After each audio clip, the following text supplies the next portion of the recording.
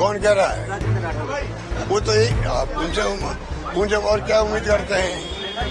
वो सत्ता में भागीदार है नहीं, तो कोई न कोई तो उनको भी तो कमेंट करने पड़ते हैं। अभी से लोग चिंतित हो गए हैं, हमारे नाम का क्या होगा। और गरीब आदमी है, दलित वर्ग का है, कच्ची बच्चों का है, गुमगड़ है, उनको पता ही नहीं बातों का।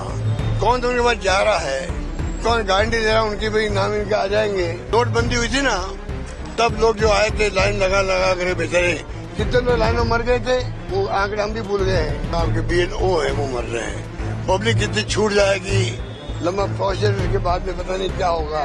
इलेक्शन कमीशन को आनंद फन में करने यूज किया है। पूर्व मुख्यमंत्री अशोक गहलोत ने SIR प्रक्रिया पर हमला बोलते हुए ऐसा बयान दिया जिसने देश भर में राजनीतिक बहस को आग लगा दी है। गहलोत ने कहा कि भारत में चुनाव कहीं चीन और रूस की तरह सिर्फ औपचारिकता बनकर ना रह जाए, जहां 98% वोट सत्ता पक्ष को मिलते हैं और लोकतंत्र सिर्फ नाम का रहता है। उनका कहना है कि मौजूदा दौर में चुनाव आयोग का रवैया निष्पक्षता से बहुत दूर दिख रहा है, जिससे लोगों में गहरी चिंता पैदा हो गई है। गहलोत ने दावा किया कि वोट चोर और गद्दी छोड़ का नारा इसलिए देना पड़ा क्योंकि SIR प्रक्रिया के नाम पर लाखों वोटों को कटवाने की तैयारी की जा रही है। उन्होंने कहा कि गांवों में जाकर देखिए, लोग अपने वोट कटने की आशंका से इतने डरे हुए हैं कि आत्महत्या तक करने लगे हैं।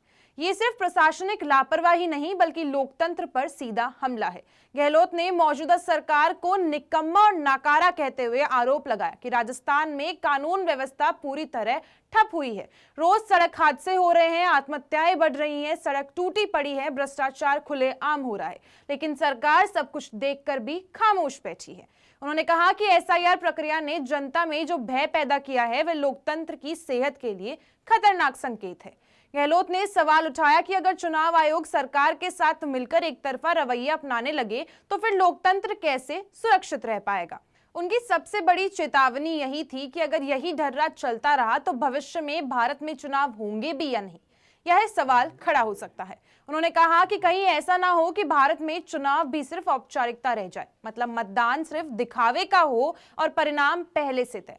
उन्होंने ये भी कहा कि भारत में लोकतंत्र सिर्फ और सिर्फ डॉक्टर भीमराव अंबेडकर के संविधान के कारण बचा हुआ है, नहीं तो परिस्थितियां इतनी खतरनाक हो चुकी हैं कि देश में भी तानाशाही के रास्ते पर जाता दिखाई दे रहा है। गहलोत ने कहा कि देश का माहौल आज इतना खतरनाक हो गया है कि हर नागरिक को समझना पड़ेगा कि ये सिर्फ एक राजनीतिक लड़ाई नहीं बल्कि लोकतंत्र के अस्तित्व की लड़ाई है। इस गंभीरता को देखते हुए प्रदेश कांग्रेस कमेटी ने जिलाध्यक्षों और प्रमुख नेताओं की बैठक भी बुलाई थी, जिसमें तय किया गया कि पार्टी अब जनता के बीच जाएगी, लोगों को जागरूक करेगी और लोकतंत्र बचाने की इस लड़ाई को सड़क से संसद तक लेके जाएगी। गहलोत का संदेश साफ है, अगर आज आवाज नहीं उठाई तो कल बोलने का हक भी छिन सकता है, और जब चुनाव सिर्फ शो बन जाएगा तो संविधान भी लोगों को बचा नहीं पाएगा। कौन कह रहा है? वो तो उनसे और क्या उम्मीद करते हैं? वो सत्ता में भागीदार है नहीं, तो कोई न कोई तो उनको भी तो कमेंट करने पड़ते हैं। बाकी कोई दम नहीं इन बातों में। लोग मरे हो तो फिगर है ना, हमारे पास थोड़ी है। आप लोग ही छापते हो, मीडिया वाले छापते, हिंदुस्तान भर की फिगर है वो तो। और FIR जो हो रहा है, अभी से लोग चिंतित हो गए हैं, हमारे नाम का क्या होगा। और गरीब आदमी है, दलित वर्ग का है, कच्ची बच्चों का है, गुमगड़ है, उनको पता ही नहीं बातों का। कौन तो उनके पास जा रहा है, कौन गारंटी दे रहा है उनकी भाई नाम इनके आ जाएंगे। कितना बड़ा बिना मतलब का, जैसे नोटबंदी हुई थी ना, तब लोग जो आए थे लाइन लगा लगा कर बेचारे कितने लोग लाइन में मर गए थे, वो आंकड़े हम भी भूल गए हैं। नोटबंदी के वक्त में कितने लोग मर गए थे, कोई आंकड़े याद नहीं है।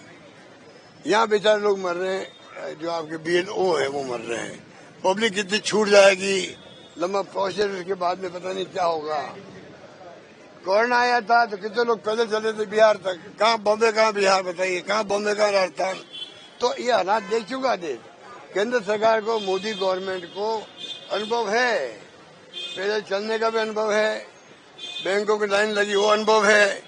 वो अनुभव का फायदा क्यों नहीं उठा रहे हैं? SIR ने बहुत जोड़ दिया देश को। अब आप रोज पैसे खर्च कर रहे हैं, कंफ्यूजन है। कल मुझे कोई मिले कि ना मैंने फोटो 200 रुपये खर्च कर दिए मेरे फोटो के, मैंने कहा नहीं, वो अब वापस बदल दिया उन्होंने। अब नई फोटो जरूरत नहीं है, पहले वाली काम आ जाएगी, तो पता ही नहीं है। तो इलेक्शन कमीशन को आनंद फानन में करने जरूरत क्या है? सुप्रीम कोर्ट में केस चल रहा है, आप इंतजार करते, सब जुडिस है आप, और टाइम बहुत कम दिया है। टाइम कम क्यों दे रहे हो? 3 साल चुनाव बाकी राजस्थान में, तो आराम से 6 महीने लगते, 4 महीने लगते, 3 महीने लगते, आप 1 महीने पूरा करना चाहते हो। ये तमाम बातें, हरकतें बहुत गंभीर है। इसको पूरे देश को, प्रदेशवासियों को, मीडिया को सबको समझना पड़ेगा।